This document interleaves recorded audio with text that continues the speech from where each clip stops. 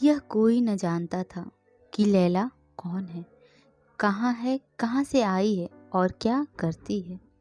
एक दिन लोगों ने एक अनुपम सुंदरी को तेहरान के चौक में अपने डफ पर हाफिज की एक गज़ल झूम झूम कर गाते सुना। रसीद मुजरा की अयामे गम न ख्वायत माद चुना नमाद चुनी निज हम न ख्वाहद माद। और सारा तेहरान उस पर फिदा हो गया। यही लैला थी। लैला के रूप लालित्य की कल्पना करनी हो तो उषा की प्रफुल्ल लालिमा की कल्पना कीजिए। जब नील गगन स्वर्ण प्रकाश से सजित हो जाता है, बहार की कल्पना कीजिए। जब बाग में रंग रंग के फूल खिलते हैं और बुलबुलें गाती हैं।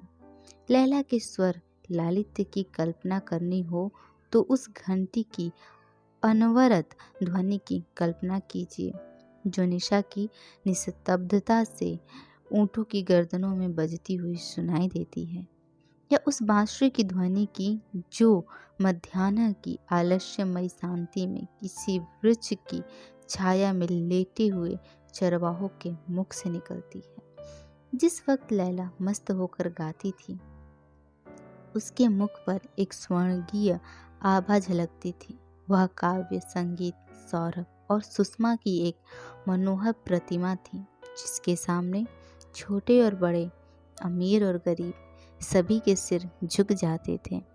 सभी मग्न मुग्ध हो जाते थे, सभी सिर धुनते थे।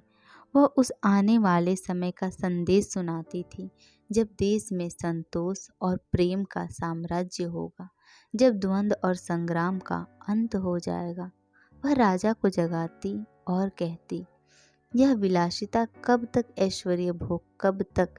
वह प्रजा की सोई हुई अभिलाषाओं को जगाती, उसकी हृदयों को अपने स्वर से कंपित कर देती। वह उन अमर वीरों की कीर्ति सुनाती जो दीनों की पुकार सुनकर विकल हो जाते थे। उन विदुषियों की महिमा गाती जो कुल मर्यादा पर मर मिटी थी। उनकी अनुरक्त ध्वनि सुनकर लोगों का दिल थाम लेते थे, तड़प जाते थे। सारा तेहरान लैला पर फिदा था। दलितों के लिए वह आशा की दीपक थी, रसिकों के लिए जन्नत की हूर, धनियों के लिए आत्मा की जागृति और सत्ताधारियों के लिए दया और धर्म का संदेश। उसकी भौहों के इशारे पर जनता आग में कूद सकती थी। जैसे चैतन्य जड़ को आकर्षित कर लेता है, उसी भांति लैला ने जनता को आकर्षित कर लिया था। और यह अनुपम सौंदर्य सुविधा की भांति पवित्र हिम के समान निष्कलंक और नव कुसुम की भांति अनिद्य था। उसके लिए प्रेम, कटाक्ष, एक भेद भरी मुस्कान, एक रसीली अदा पर क्या न हो जाता। कंचन के पर्वत खड़े हो जाते, ऐश्वर्य उपासना करता, रियासतें पैर की धूल चाटती, कवि कट जाते, विद्वान घुटने टेकते, लेकिन लैला किसी की ओर आंख उठाकर भी न देखती। वह एक वृक्ष की छाह में रहती, भिक्षा मांगकर खाती और अपनी हृदय वीणा के लिए राग अलापती थी। वह कवि की सुक्ति की भांति केवल आनंद और प्रकाश की वस्तु थी, भोग की नहीं। वह ऋषियों के आशीर्वाद की प्रतिमा थी, कल्याण में डूबी हुई, शांति में रंगी हुई। कोई इसे स्पर्श न कर सकता था, उसे मोल न ले सकता था। एक दिन संध्या समय तेहरान का घोड़े पर सवार उधर से निकला। लैला गा रही थी। नादिर ने घोड़े की बाग रोक ली और देर तक आत्मविस्मृत की दशा में खड़ा सुनता रहा। गजल का पहला शेर यह था, मरा दर्दिस्त अंदर दिल गोयम जवा सोजद, बगैर दम दरकशम दर्शन की मगजी इस्ताख्वाम सोजद। फिर वह घोड़े से उतरकर वहीं जमीन पर बैठ गया और सिर झुकाए रोता रहा। तब वह उठा और लैला के पास जाकर उसके कदमों पर सिर रख दिया। लोग अदब से इधर उधर हट गए। लैला ने पूछा, तुम कौन हो? नादिर ने बोला, तुम्हारा गुलाम। लैला ने कहा, मुझसे क्या चाहते हो? नादिर ने कहा, आपकी खिदमत करने का हुक्म। मेरे झोपड़े को अपने कदमों से रोशन कीजिए। लैला ने कहा, यह मेरी आदत नहीं शहजादा। फिर वहीं बैठ गया और लैला फिर गाने लगी, लेकिन गला थराने लगा मानो वीणा का कोई तार टूट गया हो। उसने नादिर की ओर करुण नेत्रों से देखकर कहा, तुम यहाँ मत बैठो। कोई आदमी ने कहा, लैला, हमारे हुजूर शहजादा नादिर हैं। लैला बेपरवाह से बोली, बड़ी खुशी की बात है, लेकिन यहाँ शहजादे का क्या काम? उसके लिए महल है, महफिलें हैं, शराब के दौर हैं। मैं उनके लिए गाती हूँ जिनके दिल में दर्द है, उनके लिए नहीं जिनके दिल में शौक है। शहजादा का उन्मत्त भाव से कहा, लैला, तुम्हारी एक तान पर अपना सब कुछ निसार कर सकता हूँ। मैं शौक का गुलाम था, लेकिन तुमने दर्द का मजा चखा दिया। लैला फिर गाने लगी, लेकिन आवाज काबू में न थी, मानो वह उसका गला ही न था। लैला ने डफ कंधे पर रख लिया और अपने डेरे की ओर चले। श्रोता अपने अपने घर चले। कुछ लोग उसके पीछे पीछे उस वृक्ष तक आए जहाँ वह विश्राम करती थी। जब वह अपने झोपड़ी के द्वार पर पहुंची, तब सभी आदमी विदा हो चुके थे। केवल एक आदमी झोपड़ी से कई हाथ पर चुपचाप खड़ा था। लैला ने पूछा, तुम कौन हो? नादिर ने कहा, तुम्हारा गुलाम नादिर। लैला ने कहा, तुम्हें मालूम नहीं कि मैं अपने अमन के गोशे में किसी को नहीं आने देती? नादिर ने कहा, यह तो देख ही रहा हूँ। लैला ने फिर कहा, फिर क्यों यहाँ बैठे हो? नादिर ने बोला, उम्मीद दामन पकड़े हुए हैं। लैला ने कुछ देर के बाद पूछा, कुछ खाकर आए हो? नादिर ने कहा, अब तो न भूख है न प्यास। लैला ने कहा, आओ आज तुम्हें गरीबों का खाना खिलाऊं, इसका मजा भी चख लो तुम। नादिर इनकार न कर सका। बाज उसे बाजरे की रोटियों में अभूतपूर्व स्वाद मिला। वह सोच रहा था कि विश्व के इस विशाल भवन में कितना आनंद है। उसे अपने आत्मा में विकास का अनुभव हो रहा था। जब वह खा चुका, तब लैला ने कहा, अब जाओ, आधी रात से ज़्यादा गुजर गई। नादिर ने आंखों में आंसू भरकर कहा, नहीं लैला, अब मेरा आसान भी नहीं जाना। नादिर दिन भर लैला के नगमे सुनता, गलियों में, सड़कों पर जहाँ वह जाती उसके पीछे पीछे घूमता रहता। रात को उसी पेड़ के नीचे जाकर पड़ा रहता।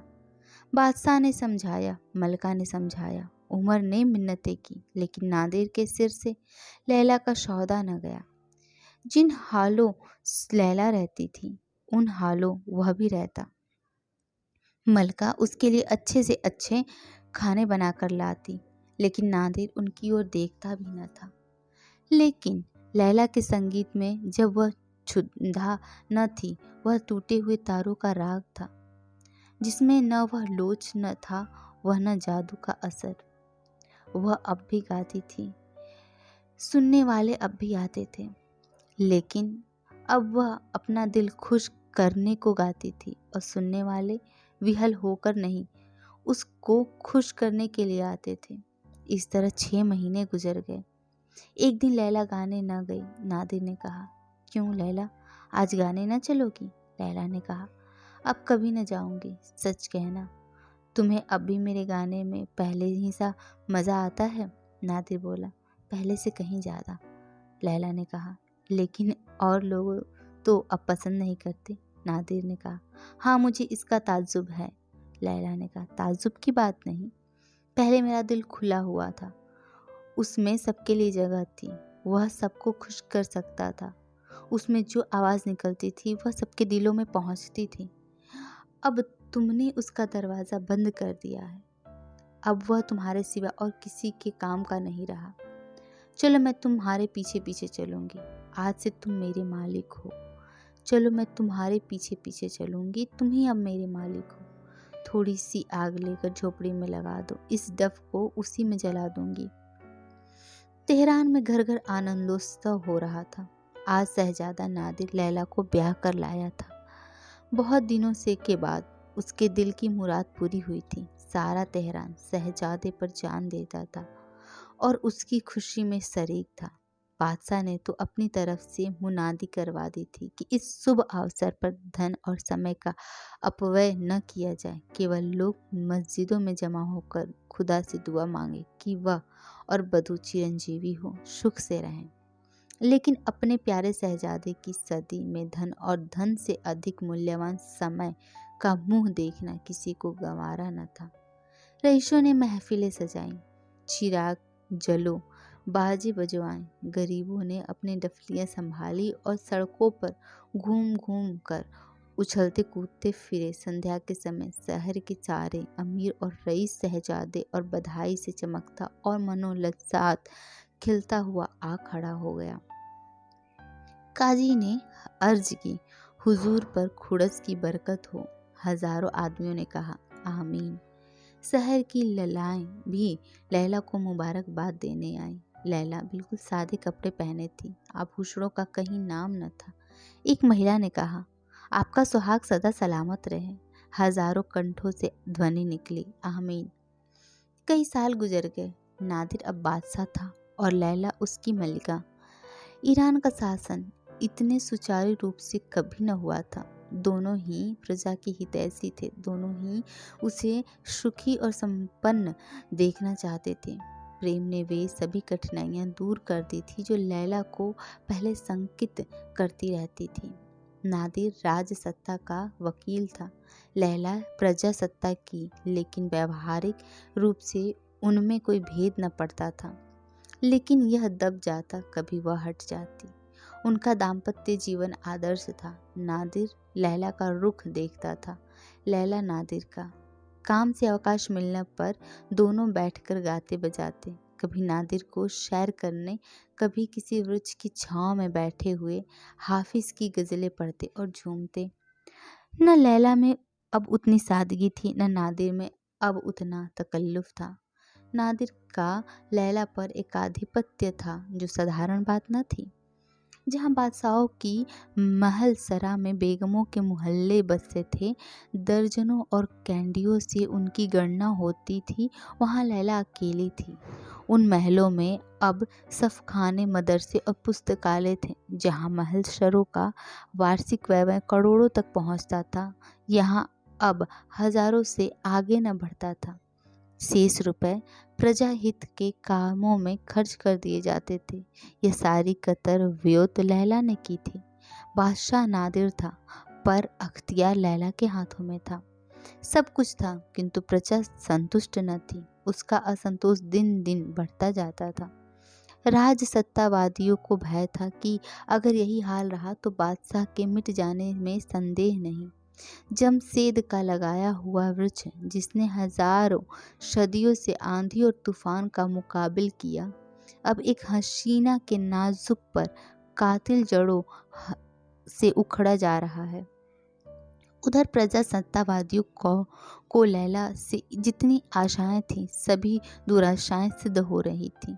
वे कहते, अगर ईरान इस चाल से तरक्की के रास्ते पर चलेगा तो इससे पहले कि वह मंजिल मकसूद पर पहुंचे, कयामत आ जाएगी। दुनिया हवाई जहाज पर बैठी उड़ी जा रही है और हम इस अभी ठेले पर बैठे भी डरते हैं कि कहीं इसकी हलचल से दुनिया में भूचाल न आ जाए।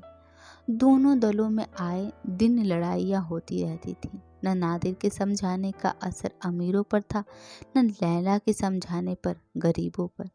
सामंत नादिर ने खून के प्यासे हो गए, प्रजा लैला की जानी दुश्मन। राज्य में तो अब अशांति फैली हुई थी। विद्रोह की आग दिलों में सुलग रही थी और राजभवन में प्रेम का शांतिमय राज्य था। बादशाह और मलका दोनों प्रजा संतोष की कल्पना में मग्न थे। रात का समय था। नादिर और लैला आरामगाह में बैठे हुए शतरंज की बाजी खेल रहे थे। कमरे में कोई सजावट न थी, केवल एक जाजिम बिछी हुई थी। नादिर ने लैला का हाथ पकड़कर कहा, बस अब यह ज़्यादा तय नहीं, तुम्हारी चाल हो चुकी। यह देखो, तुम्हारा एक प्यादा पिट गया। लैला, अच्छा, आपके सारे पैदल रखे हैं और बादशाह को पड़ गई, इसी पर दावा था। नादिर ने कहा, तुम्हारे हाथ हारने में जो मज़ा है वह जीतने में नहीं। लैला ने कहा, अच्छा, तो गोया आप दिल खुश कर रहे हैं। बचाइए शाहजहां, नहीं तुम्हारी चाल में मात होती है। नादिर ने कहा, अर्दब देकर कहा, अच्छा अब संभल जाना, तुमने मेरे बादशाह की तौहीन की। एक बार मेरा फर्जी उठा तो तुम्हारे प्यादों का सफाया कर दूंगा। लैला ने कहा, बसंत की भी खबर है, आपको 2 बार छोड़ दिया, अब की हरगिज न छोड़ूंगी। नादिर ने कहा, अब तक मेरे पास दिलराम मतलब घोड़ा था, बादशाह को कोई गम नहीं। लैला ने कहा, अच्छा यह बात है, लाइए अपने दिलराम को, कहिए अब तो मात हुई। नादिर ने कहा, हाँ जाने मन हम मात हो गई। जब मैं ही तुम्हारी अदाओं पर निशार हो गया तब मेरा बादशाह कब बच सकता है। लैला ने कहा, बातें न बनाइए, चुपके से इस फरमान पर दस्तखत कर दीजिए जैसा आपने वादा किया था। यह कहकर लैला ने फरमान निकाला जिसे उसने खुद अपने मोती के से अक्षरों से लिखा था। इसमें अन्न का आयात का कर घटाकर आधा कर दिया गया था। लैला प्रजा को भूली न थी, वह अब भी उनकी हित कामनाओं में संलग्न थी। नादिर ने इस शर्त पर फरमान का दस्तखत करने का वचन दिया था कि लैला उसे शतरंज में 3 बार मात करेगी। वह सिद्धहस्त खिलाड़ी थी, इसे लैला जानती थी, पर यह शतरंज की बाजी न थी, केवल विनोद था। नादिर ने मुस्कुराते हुए फरमान का हस्ताक्षर कर दिए। कलम के एक एक चिन्ह से प्रजा की 5 करोड़ वार्षिक दर से मुक्त हो गई। लैला का मुख गर्व से आरक्त हो गया। जो काम वर्षों के आंदोलन से न हो सकता था, वह प्रेम कटाक्षों से कुछ ही दिनों में पूरा हो गया। यह सोचकर वह फूले न समाई। जिस वक्त वह फरमान सरकारी पत्र में प्रकाशित हो जाएगा और व्यवस्थापिका सभा के लोगों को इसके दर्शन होंगे, उस वक्त प्रजावादियों को कितना आनंद होगा। लोग मेरा यश गाएंगे, मुझे आशीर्वाद देंगे। नादिर प्रेम मुग्ध होकर उसके चंद्रमुख की ओर देख रहा था, मानो उसका वंश होता तो सौंदर्य की इस प्रतिमा को हृदय में बिठा लेता। सहसा राज्य भवन के द्वार पर शोर मचने लगा। एक क्षण में मालूम हुआ कि जनता का टीली दल अस्त्र शस्त्र से सुसज्जित राजद्वार पर खड़ा दीवारों को तोड़ने को चेष्टा कर रहा है। प्रतिक्षण सारे बढ़ता जाता और ऐसी आशंका होती थी कि क्रोधोन्मत्त जनता द्वार को तोड़कर भीतर घुस आएगी। फिर ऐसा मालूम हुआ कि कुछ लोग सीढ़ियां लगाकर दीवार पर चढ़ रहे हैं। लैला लज्जा और ग्लानि से सिर झुकाए खड़ी थी। उसके मुख से एक शब्द भी न निकला। क्या यही वह जनता है जिसके कष्टों की कथा कहती उसकी वाणी उन्मत्त हो जाती थी? यही वह आसक्त, दलित, क्षुधा, पीड़ित, अत्याचार की वेदों से तड़पती हुई जनता है जिस पर वह अपने को अर्पण कर चुकी थी। नादिर भी मौन खड़ा था, लेकिन लज्जा से नहीं, क्रोध से। उसका मुख तमतमा उठा था, आंखों की चिंगारियां निकल रही थी, बार बार होठ चबाता और तलवारों के कब्जे पर हाथ रखकर रह जाता। वह बार बार लैला की ओर सशक्त नेत्रों से देखता था। जरा इशारे की देर थी, उसका हुक्म पाते ही उसकी सेना इस विद्रोही दल को यूं भगा देती जैसे आंधी पत्तों को उड़ा देती है। पर लैला से आंखें न मिलती थी। आखिर वह अधीर होकर बोला, लैला, मैं राजसभा को बुलाना चाहता हूँ, क्या कहती हो? लैला ने दीनतापूर्वक नेत्रों से देखकर कहा, जरा ठहर जाइए, पहले इन लोगों से पूछिए कि चाहते क्या हैं। आदेश पाते ही नादिर छत पर चढ़ गया। लैला भी उसके पीछे पीछे ऊपर आ गई। दोनों अब जनता के सम्मुख आकर खड़े हो गए। मशालों के प्रकाश में वह लोग न इन दोनों को छत पर खड़े देखा मानो आकाश से देवता उतर आए हों। सहस्त्रों से ध्वनि निकली, वह खड़ी है लैला, वह खड़ी है। यह वह जनता थी जो लैला के मधुर संगीत पर मस्त हो जाया करती थी। नादिर ने उच्च स्वर से विद्रोहियों को संबोधित किया, ए ईरान की बदन सीब रियाय, तुमने शाही महल को क्यों घेर रखा है? क्यों बगावत का झंडा खड़ा किया है? क्या तुमको मेरे और अपने खुदा का बिल्कुल खौफ नहीं? क्या तुम नहीं जानते कि मैं अपनी आंखों के एक इशारे से तुम्हारी हस्ती खाक में मिला सकता हूँ? मैं तुम्हें हुक्म देता हूँ कि एक लम्हे के अंदर यहाँ से चले जाओ, वरना कलाम पाक की कसम मैं तुम्हारे खून की नदी बहा दूंगा। एक आदमी ने, जो विद्रोहियों का नेता मालूम होता था, सामने आकर कहा, हम उस वक्त तक न जाएंगे जब तक शाही महल लैला से खाली न हो जाएगा। नादिर ने बिगड़कर कहा, ओ नाशुक्रों, खुदा से डरो, तुम्हें अपनी मलका की शान में ऐसी बेअदबी करते हुए शर्म नहीं आती? जब से लैला तुम्हारी मलिका हुई है, उसने तुम्हारे साथ कितनी रियायतें की हैं।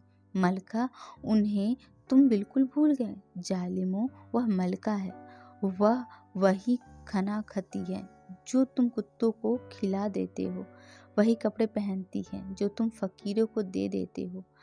आकर महल शराब में देखो, तुम इसे अपने झोपड़ी की तरह तकल्लुफ और सजावट से खाली पाओगे। लैला तुम्हारी मलका होकर भी फकीरों की जिंदगी बसर करती है, तुम्हारी खिदमत में हमेशा मस्त रहती है। तुम्हें उसके कदमों की खाक माथे पर लगानी चाहिए, आंखों का सुरमा बनाना चाहिए। इराक के तख्त पर कभी ऐसी गरीबी पर जान देने वाली, उनके दर्द में शरीक होने वाला, गरीबों पर अपने को निस्सार करने वाला मलका आज तक मैंने नहीं देखा। लेकिन अफसोस, मुझे मालूम हो गया कि तुम जाहिल इंसानियत से खाली और कमीने हो। तुम इसी काबिल हो कि तुम्हारी गर्दनें कुंज छुरी से काटी जाए और तुम्हें पैरों तले रौंदा जाए। नादिर बात भी पूरी न कर पाए कि विद्रोहियों ने एक स्वर में चिल्लाकर कहा, लैला हमारी दुश्मन है, हम उसे अपना मलिका की सूरत में नहीं देख सकते। नादिर ने जोर से कहा, जालिमों, जरा खामोश हो जाओ। यह देखो, वह फरमान है जिस पर लैला ने अभी अभी मुझसे दस्तखत करवाया है। आज से गले का महसूल घटाकर आधा कर दिया गया है और तुम्हारे सिर से महसूल का बोझ 5 करोड़ कम हो गया है। हजारों आदमी ने शोर मचाया, यह महसूल बहुत पहले बिल्कुल माफ़ हो जाना चाहिए था। हम एक कौड़ी नहीं दे सकते। लैला, हम उसे अपनी मलिका की सूरत में नहीं देख सकते। अब बादशाह क्रोध से कांपने लगा। लैला ने सहज नेत्र होकर कहा, अगर रियाया की यही मर्जी है कि मैं फिर डफ बजा बजा कर गाती फिरूं, तो मुझे उर्ज नहीं, मुझे यकीन है कि मैं अपने गाने से एक बार फिर इनके दिल पर हुकूमत कर सकती हूँ। नादिर ने उत्तेजित होकर कहा, लैला, मैं रियाया की तुनुक मिजाजियों का गुलाम नहीं।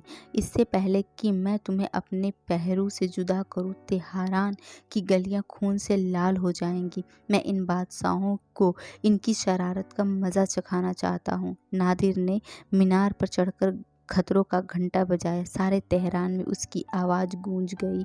शाही फौज का एक आदमी नजर न आया। नादिर ने दोबारा घंटा बजाया। आकाश मंडल उसकी झंकार से कंपित हो गया। तारांगन कांप उठे, पर एक भी सैनिक न निकला। नादिर ने तीसरी बार घंटा बजाया, पर उसका भी उत्तर केवल एक क्षण प्रतिध्वनि ने दिया, मानो किसी मरने वाले की अंतिम प्रार्थना के शब्द हों। नादिर ने माथा पीट लिया, समझ गया कि बुरे दिन आ गए। अब भी लैला को जनता के दुराग्रह पर बलिदान करके वह अपनी राज सत्ता की रक्षा कर सकता है, पर लैला उसे प्राणों से प्रिय थी। उसने छत पर आकर लैला का हाथ पकड़ लिया और उसके लिए सदर फाटक से निकला। विद्रोहियों ने एक विजय ध्वनि के साथ उसका स्वागत किया, पर सब के सब किसी गुप्त प्रेरणा के वश रास्ते से हट गए। दोनों चुपचाप तेहरान की गलियों में होते हुए चले जाते थे। चारों ओर अंधकार था, दुकानें बंद थी, बाजारों में सन्नाटा छाया हुआ था, कोई घर से बाहर न निकलता था।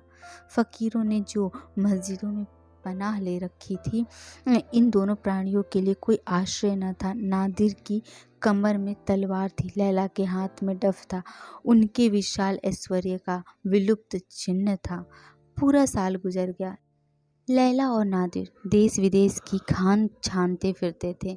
समरकंद और बुखारा, बगदाद और हलब, कादिरा और अदन, ये सारे देश उन्होंने छान डाले।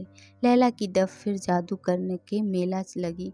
उसकी आवाज़ सुनते ही शहर में हलचल मच जाती, आदमियों का मेला लग जाता, आओ भगत होने लगती। लेकिन ये दोनों यात्री कहीं एक दिन से अधिक न ठहरते, न किसी से कुछ मांगते, न किसी के द्वार पर जाते, केवल रूखा सूखा भोजन लेते और कभी किसी वृक्ष के नीचे, कभी पर्वत की गुफा में और कभी सड़क के किनारे रात काट देते थे। संसार के करोड़ों व्यवहार ने उन्हें विरक्त कर दिया था। उनके प्रलोभन से कोसों दूर भागते थे। उन्होंने अनुभव हो गया था कि यहाँ जिसके लिए प्राण अर्पण कर दो वही अपना शत्रु हो जाता है, जिसके साथ भलाई करो वही बुराई का कमर बांधता है। यहाँ किसी से दिल न लगाना चाहिए। उसके पास बड़े बड़े रईसों के निमंत्रण आते, उन्हें एक दिन अपना मेहमान बनाने के लिए हजारों मिन्नतें करते, पर लैला किसी की न सुनती। नादिर को अब तक कभी कभी बादशाहत की सनक सवार हो जाती थी। वह चाहता था कि गुप्त रूप से शक्ति संग्रह करके तेहरान पर चढ़ जाऊं और बागियों को परास्त करके अखंड राज्य करूं, पर लैला की उदासीनता देख उसे किसी से मिलने जुलने का साहस न होता था। लैला उसकी प्राणेश्वरी थी, वह उसी के इशारों पे चलता था। उधर ईरान में भी अराजकता फैली हुई थी। सन सत्ता से तंग आकर रईसों ने भी फौजें जमा कर ली थी। दोनों दलों में आए दिन संग्राम होता रहता था। पूरा साल गुजर गया और खेत न जुते। देश में भीषण अकाल पड़ गया था।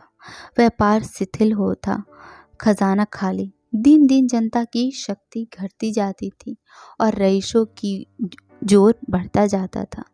आखिर यहाँ तक नौबत पहुंची कि जनता ने हथियार डाल दिए और रईसों ने राजभवन पर अपना अधिकार जमा लिया। प्रजा ने नेताओं को फांसी दे दी गई, कितने ही कैद कर दिए गए और जनसत्ता का आनंद अंत हो गया। शक्तिवादियों को अब नादिर की याद आई। यह बात अनुभव से सिद्ध हो गई कि देश में प्रजातंत्र स्थापित करने की क्षमता का अभाव है। प्रत्यक्ष के लिए प्रमाण की जरूरत न थी। इस अवसर पर राजसत्ता देश का उद्धार कर सकती थी।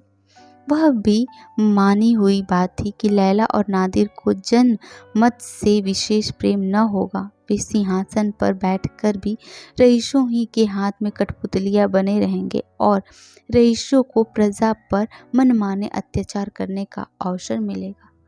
अतएव आपस में लोगों ने सलाही की और प्रतिनिधि नादिर को मना लाने के लिए रवाना हुए। संध्या का समय था। लैला और नादिर दमिश्क में एक वृक्ष के नीचे बैठे हुए थे। आकाश पर लालिमा छाई हुई थी और उसमें मिली हुई पर्वत मालाओं की श्यामा रेखा ऐसी मालूम हो रही थी मानो कमल दल मुरझा गया हो। लैला उल्लसित नेत्रों से प्रकृति की यह शोभा देख रही थी। नादिर मलिन और चिंतित भाव से लेटा हुआ सामने के सुंदर प्रांत की ओर तृप्त नेत्रों से देख रहा था, मानो इस जीवन से तंग आ गया है। सहसा बहुत दूर गर्द उड़ती हुई दिखाई दी और एक क्षण में ऐसा मालूम हुआ कि कुछ आदमी घोड़े पर सवार चले आ रहे हैं। नादिर उठ बैठा और गौर से देखने लगा कि ये आदमी कौन है। अकस्मात वह उठकर खड़ा हो गया। उसका मुखमंडल दीपक की भांति चमक उठा। जर्जर शरीर में एक विचित्र स्फूर्ति दौड़ गई। वह उत्सुकता से बोला, लैला, ये तो ईरान के आदमी, कलामे पाक की कसम, ये ईरान के आदमी हैं। इनके लिबास से साफ जाहिर हो रहा है। लैला, पहले मैं भी इन यात्रियों की ओर देखता था और सचेत होकर बोली, अपनी तलवारें संभाल लो, शायद उसकी ज़रूरत पड़े। नादिर, नहीं लैला, ईरान के लोग इतने कमीने नहीं हैं कि अपने बादशाह पर तलवार उठाएं। लैला, पहले मैं भी यही समझती थी। सवारों ने समीप आकर घोड़े रोक लिए। उतरकर बड़े अदब से नादिर को सलाम किया। नादिर बहुत जब्त करने पर भी अपने मनोवेग को न रोक सका, दौड़कर उन्हें के गले लिपट गया। वह अब बादशाह न था, ईरान का एक मुसाफिर था। बादशाहत मिट गई थी, पर ईरानियत रोम रोम में भरी हुई थी। वे तीनों आदमी इस समय ईरान के विधाता थे। इन्हीं वह खूब पहचानता था। उनकी स्वामी भक्ति की वह कई बार परीक्षा ले चुका था। उन्हें लाकर अपनी बोरियों पर बैठाना चाहता था, लेकिन वे जमीन पर ही बैठे। उनकी दृष्टि से वह बोरियां उस समय सिंहासन थी जिस पर उनके स्वामी के सम्मुख वे कदम न रख सकते थे। बातें होने लगी। ईरान की दशा अत्यंत शोचनीय थी। लूट मार का बाजार गर्म था। न कोई व्यवस्था थी, न व्यवस्थापक थे। अगर यही दशा रही तो शायद बहुत जल्द उसकी गर्दन में पराधीनता का जुआ पड़ जाए। देश अब नादिर को ढूंढ रहा था। उसके सिवा कोई दूसरा उस डूबते हुए बेड़े को पार नहीं लगा सकता था। इसी आशा से ये लोग उसके पास आए थे। नादिर ने विरक्त भाव से कहा, एक बार इज्जत ली, क्या अब की जान लेने की सोची है? मैं बड़े आराम से हूँ, आप मुझे दिक न करें।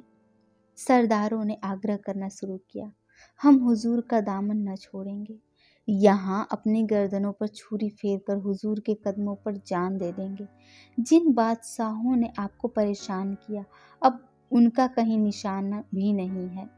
हम लोग उन्हें फिर कभी सिर न उठाने देंगे, सिर्फ हुजूर की आड़ चाहिए। नादिर ने बात काट कर कहा, साहबों, अगर आप मुझे इस इरादे से ईरान का बादशाह बनाना चाहते हैं तो माफ़ कीजिए। मैंने इस सफ़र में रियाया की हालत का गौर से मुआलजा किया और इस नतीजे पर पहुंचा हूँ कि सभी मुल्कों में उसकी हालत ख़राब है। वे रहम के काबिल हैं। ईरान में मुझे कभी ऐसे मौक़ों से मिले थे। मैं रियाया को अपने दरबारियों को आंखों में देखता था। मुझे अब यह उम्मीद न रखें कि रियाया को लूटकर आपकी जेब भरूंगा। यह अजाब अपनी गर्दन पर नहीं ले सकता। मैं इंसाफ का मीज़ान बरकरार राह रखूंगा और इसी शर्त पर ईरान चल सकता हूँ। लैला ने मुस्कुराकर कहा, तुम रियाया का कसूर माफ़ कर सकते हो क्योंकि उसकी तुमसे कोई दुश्मनी न थी। उसके दांत तो मुझे परेशान कर रहे थे, मैं उसे कैसे माफ़ कर सकती हूँ? नादिर ने गंभीर भाव से कहा, लैला, मुझे यकीन नहीं आता तुम्हारे मुख से ऐसी बातें सुन रहा हूँ। लोगों ने समझाया, अभी उन्हें भड़काने की ज़रूरत ही क्या है, ईरान में चलकर देखा जाएगा। 2-4 मुखबिरों से रियाया के नाम पर ऐसे उपद्रव खड़े करा देंगे, इनके सारे ख्याल पलट जाएंगे। एक सरदार ने अर्ज की, माजल्लाह हुजूर, यह क्या फरमाते हैं? क्या हम इतने नादार हैं कि हुजूर को इंसाफ के रास्ते से हटाना चाहेंगे?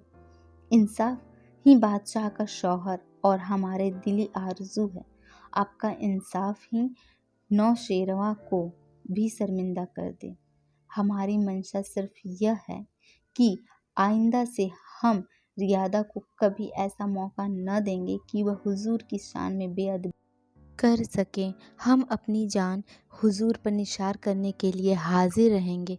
सहसा ऐसा मालूम हुआ कि सारी प्रकृति संगीतमय हो गया। पर्वत और वृक्ष, तारे और चांद, वायु और जल सभी एक स्वर में गाने लगे। चांदनी की निर्मल छटा में वायु के निर्वाह प्रहार से संगीत की तरंगें उठने लगी। लैला अपना डह बजा बजा कर गा रही थी। आज मालूम हुआ ध्वनि ही सृष्टि का मूल है। पर्वतों पर देवियां निकल कर नाचने लगी, आकाश पर देवता नृत्य करने लगे। संगीत ने एक नया संसार रच डाला। उसी दिन से जबकि प्रजा ने राजभवन के द्वार पर उपद्रव मचाया था और लैला के निर्वासन पर आग्रह किया था, लैला के विचारों में क्रांति हो रही थी। जन्म से ही उसकी ने जनता के साथ सहानुभूति करना सीखा था। वह राज कर्मचारियों को प्रजा पर अत्याचार करके देखती थी और उसका कोमल हृदय तड़प उठता था। तब धन, ऐश्वर्य और विलास से उसे घृणा होने लगती थी, जिसके कारण प्रजा को इतने कष्ट भोगने पड़ते हैं। वह अपने में किसी ऐसी शक्ति का आवाहन करना चाहती थी कि जो आतताइयों के हृदय में दया और प्रजा के हृदय में अभय का संचार कर सके। उसकी बाल कल्पना उसे एक सिंहासन पर बिठा देती, जहाँ वह अपने न्याय नीति से संसार में युगांतर उपस्थित कर देती। कितनी रातें उसने यही स्वप्न देखने में कटती थी। कितनी बार वह अन्याय पीड़ितों के सिरहाने बैठकर रोई थी। लेकिन जब एक दिन ऐसा आया कि उसके स्वर्ण स्वप्न आशिक रीति से पूरे होने लगे, तब उसे एक नया और कठोर अनुभव हुआ। उसने देखा प्रजा इतनी सहनशील, इतनी दीन और दुर्बल नहीं जितना वह समझती है। उसकी अपेक्षा उसमें ओछेपन, अविचार और असृष्टता की मात्रा कहीं अधिक थी। वह सद्व्यवहार की कद्र करना नहीं जानती, शक्ति पाकर उसका सदुपयोग करना नहीं जान सकती थी। उसी दिन उसका दिल जनता से फिर गया था, जिस दिन नादिर और लैला ने फिर तेहरान में पदार्पण किया। सारा जगत उसका अभिवादन करने के लिए निकल पड़ा। शहर का आतंक छाया हुआ था। चारों ओर करुण रुदन की ध्वनि सुनाई देती थी। अमीरों के मोहल्लों में स्त्री लौटती फिरती थी, गरीबों के मोहल्ले उजड़े हुए थे। उन्हें देखकर कलेजा फट जाता था। नादिर रो पड़ा, लेकिन लैला के होठों पर निष्ठुर निर्दय हास्य छटा दिख रही थी। नादिर के सामने एक विकट समस्या थी। वह नृत्य देखता था कि मैं जो चाहता हूँ वह नहीं होता और जो नहीं चाहता वह होता है, और इसका कारण लैला है। पर कुछ कह न सकता था। लैला उसके एक काम में हस्तक्षेप करती रहती थी। वह जानता के उपकार और उद्धार के लिए विधान करता। लैला उसमें कोई न कोई विघ्न अवश्य डाल देती। उसे चुप रह जाने के सिवा कुछ न सूझता। लैला के लिए उसने एक बार राज्य का त्याग कर दिया था। तब आपत्ति काल ने लैला की परीक्षा की थी। इतने दिनों में विपत्ति ने उसे लैला के चरित्र का जो अनुभव प्राप्त हुआ था वह इतना मनोहर, इतना सरस था कि वह लैलामय हो गया था। लैला ही उसकी स्वर्ग थी। उसके प्रेम में रहत रहकर ही उसकी परम अभिलाषा थी। यह लैला के लिए अब वह कुछ भी कर सकता था। प्रजा की और साम्राज्य की उसके सामने क्या हस्ती थी। इसी भांति 3 साल बीत गए। प्रजा की दशा दिन दिन बिगड़ती गई। एक दिन नादिर शिकार खेलने गया और साथियों से अलग होकर जंगल में भटकता फिरा। यहाँ तक कि रात हो गई और साथियों का पता न चला। घर लौटने का भी रास्ता न जानता था। आखिर खुदा का नाम लेकर वह एक तरफ चला कि कहीं कोई गांव या बस्ती का नाम निशान मिलेगा। वह रात भर पड़ा रहा। सवेरा लौट जाऊंगा। चलते चलते जंगल के दूसरे सिरे पर उसे एक गांव नजर आया, जिसमें मुश्किल से 3-4 घर होंगे या एक मस्जिद अलबत्ता बनी हुई थी। मस्जिद में एक दीपक टिमटिमा रहा था, पर किसी आदमी का आदमजात का निशान न था। आधी रात से ज्यादा बीत चुकी थी, इसीलिए किसी को कष्ट देना भी उचित न था। नादिर ने घोड़े का एक पेड़ से बांध दिया। उसी मस्जिद में रात काटने की ठानी। वहां एक फटी सी चटाई पड़ी हुई थी, उसी पर लेट गया। दिन भर तक सोता रहा, पर किसी की आहट पाकर चौंका तो क्या देखता कि एक बूढ़ा आदमी बैठा नमाज पढ़ रहा है। उसे यह खबर न थी कि कितनी रात गुजर गई। वह फजर की नमाज है। वह पड़ा पड़ा देखता रहा। वृद्ध पुरुष ने नमाज अदा की। फिर वह छाती के सामने अजिल फैलाकर दुआ मांगने लगा। दुआ के शब्द सुनकर नादिर का खून सर्द हो गया। वह दुआ करके राज्यकाल की ऐसी तीव्र, ऐसी व्यवस्थित, ऐसी श्रद्धापद आलोचना की थी जो आज तक किसी ने न की थी। उसे अपने जीवन में इतना अपयश सुनने का अवसर प्राप्त हुआ। वह यह तो जानता था कि मेरा शासन आदर्श नहीं है, लेकिन उसने कभी यह कल्पना न की थी कि प्रजा की विपत्ति इतनी असत्य हो गई है। दुआ यह था कि एक खुदा, तू ही गरीबों का मददगार और बेकसों का सहारा है। तू इस जालिम बादशाह के जुल्म देखता है और तेरा वहर उस पर नहीं गिरता। यह बेदीन काफिर एक हसीन औरत की मोहब्बत में अपने को इतना भूल गया है कि आंखों से देखता है न कानों से सुनता है। अगर देखता है तो उसी औरत की आंखें से, सुनता है तो उसी औरत के कानों से। अब यह मुसीबत सही नहीं जाती। या तो उस जालिम को जहन्नुम पहुंचा दे या हम बेकसों को दुनिया से उठा लें। ईरान उसके जुल्म से तन आ गया है और तू ही इसके सिर से यह बला टाल सकता है।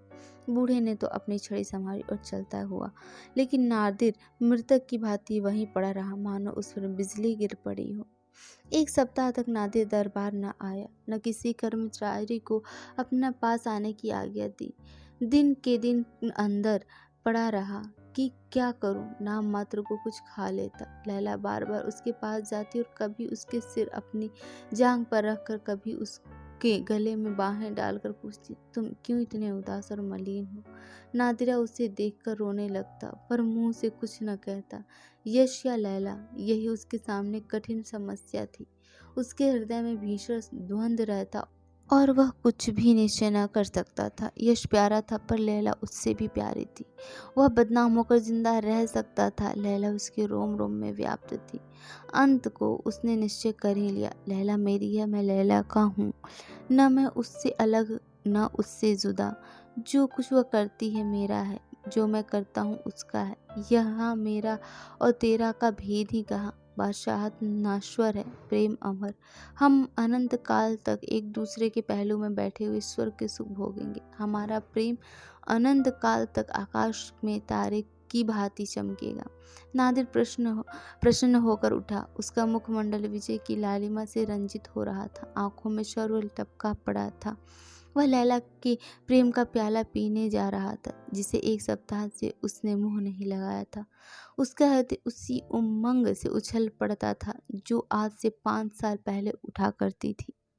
प्रेम का फूल कभी नहीं मुरझाता, प्रेम की नींद कभी नहीं उतरती, लेकिन लैला की आरामगाह के द्वार बंद थे और उसका उफ जो द्वार पर नित्य एक घंटी से लटका रहता था गायब था। नादिर का कलेजा सन्न सा हो गया था। द्वार बंद रहने का आशय तो यह हो सकता है कि लैला बाग में होगी, लेकिन उफ कहाँ गया? संभव से वह उफ लेकर बाग में गई हो, लेकिन यह उदासी क्यों छाई है? यह हसरत क्यों बरस रही है? नादिर ने कांपते हुए हाथों से द्वार खोल दिया। लैला अंदर न थी। पलंग बिछा हुआ था, समा जल रही थी, वजू का पानी रखा हुआ था। नादिर के पांव थर्राने लगे। क्या लैला रात को भी नहीं सोती? कमरे की एक एक वस्तु में लैला की यादें थी। उसकी तस्वीर थी ज्योतिहीन नेत्र। नादिर का दिल भर आया। उसकी हिम्मत न पड़ी थी कि किसी से कुछ पूछे। हृदय इतना कातर हो गया था कि हतबुद्धि की भांति फर्श पर बैठकर बिलख बिलख कर रोने लगा। जब जरा आंसू थमे तब उसके बिस्तर को सूंघा कि शायद लैला के स्पर्श की कुछ गंध आए, लेकिन कश और गुलाब की महक के सिवा कुछ न सुगंध थी। सहसा उसे तकिए के नीचे बाहर निकला हुआ एक कागज का पुर्जा दिखाई दिया। उसने एक हाथ से कलेजे को संभाल कर पुर्जा निकाल लिया और सहमी हुई आंखों से उसे देखा। एक निगाह में सब कुछ मालूम हो गया। वह नादिर की किस्मत का फैसला था। नादिर ने मुंह से निकला, हाय लैला, और वह मूर्छित होकर जमीन पर गिर पड़ा। लैला ने पुर्जे में लिखा था, मेरे प्यारे नादिर, तुम्हारी लैला तुमसे जुदा होती है हमेशा के लिए। मेरी तलाश मत करना, तुम मेरे सुराग न पाओगे। मैं तुम्हारी मोहब्बत की लोहड़ी थी, तुम्हारी बादशाहत की भूखी नहीं। आज 1 हफ्ते से देख रही हूँ, तुम बोलते भी नहीं, मेरी तरफ आंख उठाकर नहीं देखते, मुझसे बेजार रहते हो। मैं किन किन अरमानों से तुम्हारे पास जाती हूँ और कितनी मायूस होकर लौटती हूँ, इसका तुम अंदाज़ा नहीं कर सकते। मैंने इस सज़ा के लायक कोई काम नहीं किया। मैंने जो कुछ किया है तुम्हारी भलाई के ख्याल से। 1 हफ्ता मुझे रोते गुजर गए। मुझे मालूम हो रहा है कि अब मैं तुम्हारी नज़र से गिर गई हूँ, तुम्हारे दिल से निकाल दी गई हूँ। आह, ये 5 साल हमेशा याद रहेंगे, हमेशा तड़पाते रहेंगे। यही डफ लेकर आई थी, वही लेकर जाती हूँ।